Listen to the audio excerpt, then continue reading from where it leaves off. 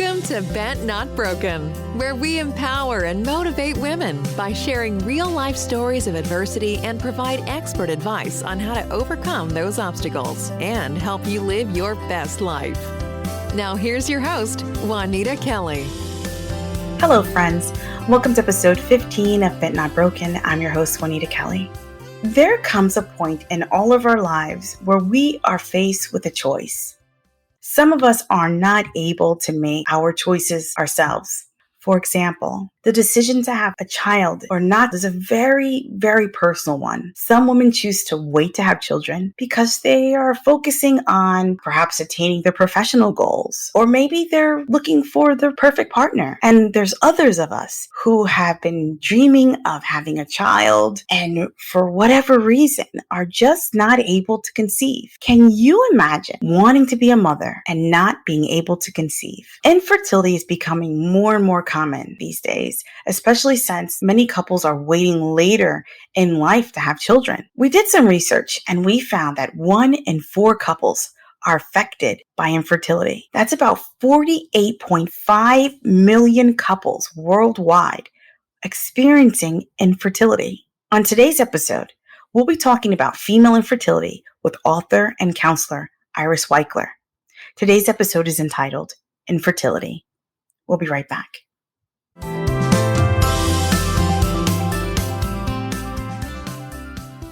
Welcome back, everyone, to a Bent Not Broken podcast. Today, we have Iris Waichler, who is an infertility expert. She spent the last 35 years as a patient advocate and a licensed clinical social worker, helping patients who suffer from life-changing injuries and diagnosis and their families. After battling infertility for years, Iris authored an award-winning book entitled Riding the Infertility Roller Coaster, a guide to educate and inspire, and began volunteering with a national infertility group called Resolve. She currently lives in Chicago with her husband and her daughter. Iris, welcome aboard. It's great to be here. Thank you, Juanita. I'm so pleased to have you. I have so many questions for you. I have a lot of things I want to tackle with you today. Infertility is something that all of us women have dealt with at one point in our life, especially as we got older. I know personally, I had my daughter when I was 22, and I waited roughly about 10 years or so before thinking I wanted to conceive. And it was a struggle. And I looked at a lot of different resources. My husband and I sat and we talked about what our options were. I wanted to get to the bottom of this with you and kind of understand what you were thinking when you were dealing with infertility and what was going on with you and your relationship at that time. Sure. Well, I started much later in life. I have to say, I married my husband when I was 42. Mm-hmm. And I also hadn't really thought that I could conceive because my mother had so many miscarriages. So I kind of went into it with the notion that I might not be able to be a mom. And then lo and behold, 2 months after I got married, I got pregnant. And my world changed at that point. I got pregnant and then I lost the baby. And when I had that miscarriage, I realized how much I wanted to be a mom, how desperately I wanted that. My whole worldview changed and my personal view about it. My husband also wanted a child a lot. Because of my age and because of my medical situation, I worked in a hospital that had a fertility clinic. So I knew that my options were limited in terms of what I needed to do.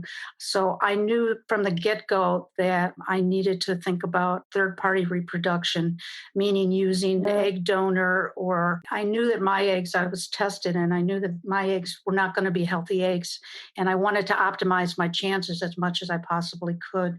So we sort of leaped to the notion of either surrogacy or an egg donor. Those were the best options for us. And then after consulting the doctor, egg donor was the best possibility for me. It was something that we knew that was the direction we needed to go right away. And also, one of the issues, I think that's an issue for a lot of people when they're trying to decide what's the right option for me. One of the things you need to think about is, do you want a biological connection with your child? And my husband and I spent quite a bit of time talking about that. He said to me, would you feel connected to this baby if it wasn't your egg?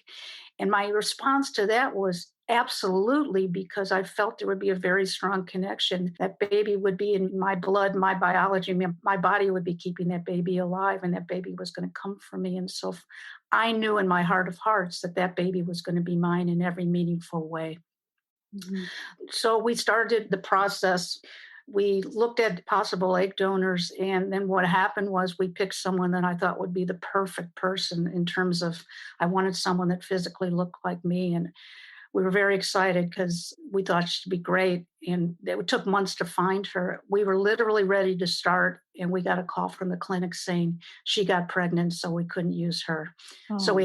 we had to start all over again. So that was the first setback. We did finally find somebody, and we did have a procedure retrieval, and we did have an embryo implanted in me. And then what happened was I lost that baby too. So there were a number of losses, and this was over a 3-year period. It was really hard, the waiting. And then in the middle of it, the doctor who we were using, who I loved, he was very compassionate, wonderful man. We got to the moment where I was supposed to do a retrieval, where they would implant the embryo in me. And there was sort of a coup d'etat at the clinic, and they took him away, and we weren't allowed to talk with him. And he was going to be the person that was going to be with us from beginning to end. And that was super traumatic for me and my husband, because we felt a really strong connection to him. And we also had faith in his ability to help us have our dream of having a child. So that was a really large setback for us emotionally. Mhm. We were able to get another doctor, and the end result was we had another retrieval. And because of the number of embryos that we had as a result of our donor, we have one last shot at doing this. And I said to my husband that if this wasn't successful, I didn't think that I could do it again, that I couldn't emotionally try to do it again, just physically and emotionally. I was so wiped out by it. So we went in, and the embryologist came in and said to us, "You have 4 minutes to decide. We have 3 embryos. Let us know what you want to do." And he left the room. I Wow. couldn't believe it. And and that's a huge part of the infertility journey too. I think for me, and I think for many others, you feel this enormous loss of control, an enormous fear that every step of the way something is going to go wrong. And then he came in with that. So he came back in, and I said, "All right, let's stop right now. I'm asking you some questions because I think it's really important to try to assume as much control as you can in a situation that feels so out of control." Mhm. So I said to him, "Tell me about the embryos, because they're growing them in the lab and they know what the quality is. They have a grading system." He said, "We have one embryo that's marginal, one embryo that's not so great, and one embryo that's fantastic. Looks really good." I said, "I want you to implant the one that looks really good," because I was afraid that the one that was marginal, there might be a problem, a health problem, or that it wouldn't survive. Mhm. And we had a healthy baby girl. It was incredible. I had a really, really tough delivery. And I have to say, by the time I delivered her, I was 1 month shy of my 46th birthday. So it was a miracle in a myriad of ways. That's Um, some kind of journey. You started at 42 yeah. and then you finally conceived 46. How did you deal with the stress that just comes with a relationship with your husband and trying to conceive and having miscarriage and misfortune after misfortune? How did you deal with the stress with your husband? We were kind of united in the journey. And I have to say, men and women tend to deal with infertility differently in my experience. Women tend to talk about it more, and men generally try to be protective and don't talk about it as much. But in my situation, it's the opposite. My husband was really comfortable talking about his feelings. And in fact, I was too. And it was very emotional, but we really talked to each other every step of the way. And that really helped, knowing we were kind of in the same place. We grieved the losses together. We talked about it. We agreed about what the journey would be like. And he had understood my feelings that if this last attempt didn't work, that I really couldn't go on. And he supported me in that. We also sort of agreed about, some people, it's really hard to know, who do you tell when you're on this journey, and who do you tell when you get pregnant, because there's this fear that it's not going to work out. And so we had an agreement that we would only tell a few people until we were into our second trimester. So immediate family knew, and they were wonderful and lovely and supportive. And then in the second trimester, we opened it up a bit more and told more of our friends. And we have a wonderful support network.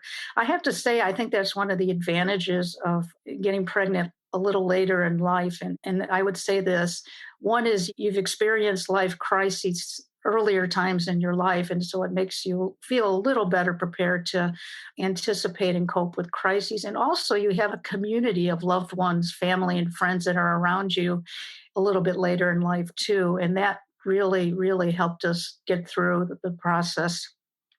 And the last thing, of course, is to have a really good medical team when Yes. you're going through infertility. I mean, I saw the same woman every day who drew my blood. I went to the clinic and I worked with the same staff. And when you're going through infertility treatment, you're not working with one person, you're working with a team. And that team works together to help you hopefully have a successful baby. And that's what happened with me. I felt like I was in very good hands, and they were wonderful. I have to say, at the time that I was getting my treatment, infertility wasn't discussed as publicly either. Now, thank God for social media and programs like yours, and celebrities are talking about it. It's a much more open discussion. But back when I was doing it, not so much.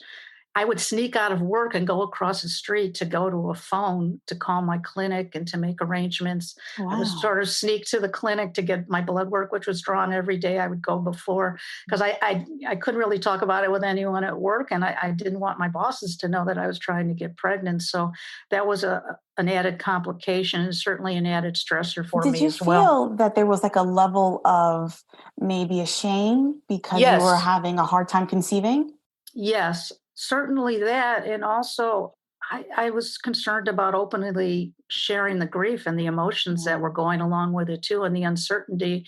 Every time the phone rang, I thought it might be the clinic. And in fact, one day I did get a call from my doctor, and I was at work, and she said to me, "I just looked at your blood work. I don't want to worry you, but I want you to put down the phone. You have to go home immediately, and you are going to be on bed rest for the next month," because I had preeclampsia. Okay. So I had to leave work, and that's what I did. I stayed in bed for a month and followed her instructions. So I had to leave work under those circumstances, which was tough too. I have to say, I had a really nice boss, and I couldn't tell her much at the beginning, but eventually I did tell her, and she was really supportive. I had planned to return to work, and I have to say, after I had my daughter, I wanted to spend every moment with her and be a full-time mom. And so I went back to work after she was born, and I brought my daughter, and my boss looked at me and she held my baby and she said, "You're not coming back here, are you?" You can see how much you were in love with her. That's what it was. That's exactly what happened. And she was great. I mean, she could have not been so great, and she was wonderful. She said she got it. I was very lucky in the sense that I was able to make that choice. That's a blessing. Oh, that's a real blessing. Well, let me ask you, when you're helping women who are going through infertility and they feel broken and they feel like it's their fault that they're not conceiving, and they carry this burden on them every day, every second of the day, what kind of advice would you give them to help them look at, tomorrow? There's a bright side. We have options and choices. What kind of advice would you give them? Well, I in fact did a lot of counseling with people around that. And one thing that happens when you're going through infertility, it takes over every second, every moment of your life, because everything you do, you're focused on helping to create a healthy baby and have a healthy pregnancy. So the first thing I say to them is, your entire identity is not infertility. There's a lot of parts to you. There's a lot of pieces to you. You are much more than that, because I think when you're in the midst of the treatment, that's all you think about. That's how you identify yourself. And so I think it's important to separate the rest of ourselves from the infertility piece. The second thing that happened for people, I think, is, especially when you've had multiple losses like I did, there's a fear that you're not going to have a healthy baby, or that you don't deserve a healthy baby. And in fact, I did a group for people that actually had infertility and were waiting to have their babies, to help them enjoy the and celebrate the moments, the milestones that were good. When you hear the first heartbeat, when you go through your first trimester, things like that, because you begin to believe that it's never going to happen. And the other thing that I focus on is that piece that you asked me about at the beginning about communicating. If you have a partner, communicating with your partner about it. It's really important to talk about it. But one of the mistakes that people make is they talk about it all the time. Okay. And so what I always tell people to do is designate a time of the day when you're going to talk about it. And some people even set a timer where they set it for an hour or whatever, and then spend time not dealing with infertility, not thinking about it. If you have a partner, you need to continue to nurture that relationship and do the things that you enjoy doing as a couple as best you can. And also as an individual, making time to do things that you enjoy that nourish your body, your spirit, your mind, and nourish you emotionally and physically. That's really important. That helps you shift the focus away from the infertility if you take that approach. Yeah. Would you say that it would be best for a couple to start going into couples counseling and therapy to kind of deal with the stress and the emotions that are involved with infertility? I'd say it depends how the couple is doing. Not everybody has to do that. The wonderful thing that's out there today, one of the things that I did was I made a promise to myself and to God the day my daughter was born that I would do everything I could to help couples or individuals who had infertility and wanted to have a baby. So I worked on a crisis line. I did workshops, and then I ended up writing my book, and I did a lot of articles. And in response to your question, I would say it depends on how you're doing, but there are many, many ways to get support now that weren't available before. You can go online day or night and be in a chat room with other people that are experiencing infertility. You can go to a group. You can go to an individual counselor. I would say if you are going to go to an individual counselor, that you want to specifically find someone that has expertise in infertility because there are specific issues in regard to that, that you want to see a counselor that understands and can guide you through it and be there for you. Mhm. And what kind of advice would you give someone who has been battling infertility and has been told that they cannot conceive? Okay. And they're at the point right now they want to give up. I think at that point, you need to think about what the next step can be. And I also would say, I would advise someone to take a break and give yourself a little bit of time to sort of deal with that and then think about what the next step needs to be. There are a number of options for people. If you can't personally conceive, surrogacy is a possibility, adoption is a possibility. And another possibility is choosing to remain childless. And that's as valid an option as any of the others. As I said, my last attempt was going to be it for me. And I was beginning to reconcile the idea that I wouldn't be a mom. And so all of those options are there. And I would say if you're at that point, I think having a counselor is a really good idea because that person can help you sort of figure out what's the most important piece of it for you and help you with the incredible emotions of loss and grief that go along with that. And for people that wanted that biological connection, like I talked about earlier, that's an enormous loss if you find out that you can't have that. Mhm. And your daughter Grace, I'm assuming she's doing wonderfully now. How did you broach this topic of her being conceived the way that she's conceived, or did you not tell her? Oh, I absolutely told her. Mhm. What you're talking about is called disclosure, and that's revealing how your child became a part of your life. And I think my personal belief is that it's really important to be open with your children about it because Yes. if you don't, then they're going to assume there's some shame associated with it. Yes. Mhm. There's something abnormal about them, or they may find out from somebody because it's pretty unusual that just you and your partner are the only ones that know about it. And that's the worst case scenario, you don't want them to find out from somebody else because that can destroy a relationship and destroy trust. So what I did was I created it's called a disclosure book for Grace, and you make it's age appropriate. So I started talking to her about where she came from the time she was 2. Very important. Mm-hmm. And it was very simple. There were photographs. There was a photograph of my husband and I when we were dating. And in very simple, sort of childlike terms, sort of like child poetry, I just described how we really wanted a baby, that we wanted a special baby that we could bring into our lives. I even had one little picture of a lab. And so from the time she was 2, we started talking to her about it. And I have to tell you, it becomes a normal thing then.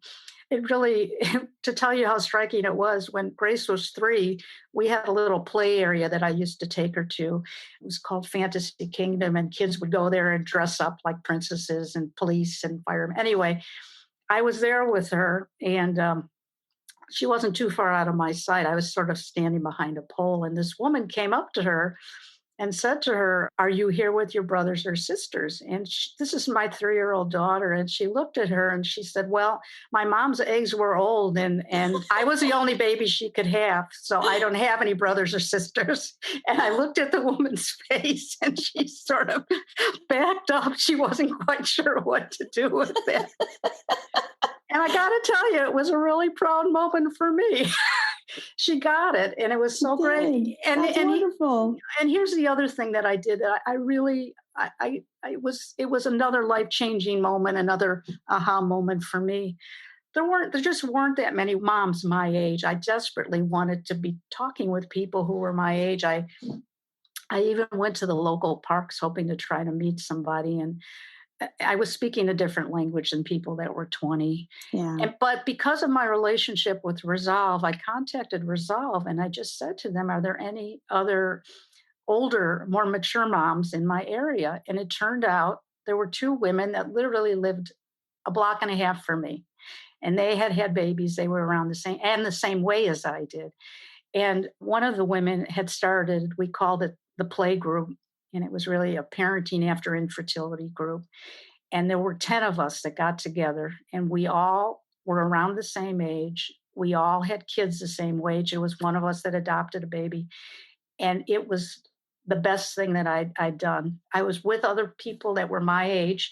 We spoke the same language. And the other huge part of it was our kids grew up together knowing that they were conceived in the same ways. So it felt perfectly normal. And then the other neat thing about it, really critical thing, was that my daughter was less than a year old when we started. We could talk to each other about issues that came up. We would talk to each other about how to disclose. One of us had eggs that they hadn't used. We could talk to each other about how that was going to happen. One of us decided to adopt after going through an egg donor. So every step of the way, we had people that we could talk to about it. And the dads had each other too. The men were involved too. And I have to tell you, we are still, my daughter's 20 now. We're still the dearest of friends. The That's women wonderful. in that group, we celebrate each other's success now when our kids graduated high school and grade school. And it's just an amazing, amazing thing. And if you can find kindred souls like that, it certainly helped me to get through the process and to be a better parent, I think. So finding a support system, having a solid support group, not just family based, but having other women, other peers that are in the same situation as you was beneficial to you. And you've made a lifelong friendship with many of the people that were in that group. That's wonderful. And the kids, my daughter has kids from that group that she's still dear friends with too. And I think that's so incredible. I'm so happy that it worked out. That's wonderful. Now, your daughter has these relationships with these children, and you still have relationships with the other members of the group. My question here to you: do you feel that because you opened up the doors and explained and was openly speaking to your daughter about how she was conceived, and you joined these groups and you made these friends, and so did she? Do you think your relationship with your daughter is stronger and you were able to have conversations with her that some parents would shy from because you opened up the line of communication so young? Absolutely. Definitely. Without a doubt. It never occurred to me to not be honest with her, to be honest with you. And if you talk with the experts, they certainly recommend disclosure at a very young age. And it's not one conversation. That's the thing. As they get older, the words get more sophisticated. The questions get a little trickier, but the conversation needs to be there. It really made an impression on me. My husband and I, when we went to a group at the hospital, a Resolve group, just to kind of learn about the nuts and bolts about infertility treatment. And while we were there, we broke into small groups, and we met a man who was in his 40s, and he was adopted, and he didn't know. And he found out from a cousin who just mentioned something to him, assuming that he knew. And it was devastating for him. It really was. And that really stayed with me and my husband. And we just thought, my gosh, we really want to be honest with her from the get-go. And it really made a difference. That's wonderful. Let me just say, I think your story is amazing. And I applaud all that you've done. Tell me a little bit about your book. I've been writing for a while, and I always worked with people who dealt with health crises that changed their lives. And so I always believe that if you have information, and when you're in the midst of a crisis, and also it's really hard to advocate for yourself when you're in a crisis, but information empowers you. And so when my daughter was born, what I did was I took my book and I shared my personal experience, and I also interviewed people that made different choices and followed different paths on building their families. So I interviewed someone that adopted. I interviewed someone that adopted a child from China. I interviewed someone who chose to remain childless. I interviewed a bunch of different people. And then also in the book, I looked at all the issues that people struggle with around infertility, the emotional issues and psychological issues, the physical. How do you find a clinic? How do you find a doctor? How do you decide when it's time to stop treatment? All of those things. And I tried to make it a kind of a one-stop shop place for people to go based on my personal experience and my professional expertise. And I have to tell you that it was so rewarding for me to meet people and talk with them about the book, and to just talk with people around infertility. One of the most moving things for me was I got an email from a woman who lived in Sri Lanka, and she told me she got my book, and she was saying to me, she was writing to thank me because she said in Sri Lanka, nobody talked about infertility. And so she had no idea what she was dealing with. She thought the feelings that she had were abnormal. She thought there was something wrong with her. And she said when she read my book, she cried because she really understood that she wasn't alone. And she understood that what she was feeling was normal and that it was okay. And that, I have to say, when I read her email, I was crying too, because it meant so much to me. That's wonderful. So your book is entitled Riding the Infertility Roller Coaster, a guide to educate and inspire. And I have to tell you, you've really left me here with a lot of knowledge that I didn't know. And I think that everyone at home who's listening is going to walk away with so much more education on the process of infertility and the emotions that are involved with infertility. So everyone who's listening, you can pick up Iris's book, Riding the Infertility Roller Coaster, a guide to educate and inspire. This is available in local bookstores? You can order it there. You can, Amazon's probably a really good place to get it, I would say. On Amazon. Okay. Yeah. Iris, where can they find you if they want to learn more information about you and purchase your book? Anything else? What are your social media links? Yeah. So my website is WAICHLERWPENGINE. That's WPEngine.com. And they can contact me there to get a book as well. And also, I want them to know that every Monday through Friday, I publish articles about infertility, some that I've written and others that I find. And you can find that on my Twitter page, which is twitter.com, Iris Waichler, IrisWaichler, and my Facebook page. I have an Infertility Roller Coaster Facebook page, and that's at facebook.com, Iris Waichler. Awesome. So we have all of your links. Iris, I thank you for joining us today. Oh, it's been a pleasure. Thank you, Juanita. I really enjoyed talking to you. Me too.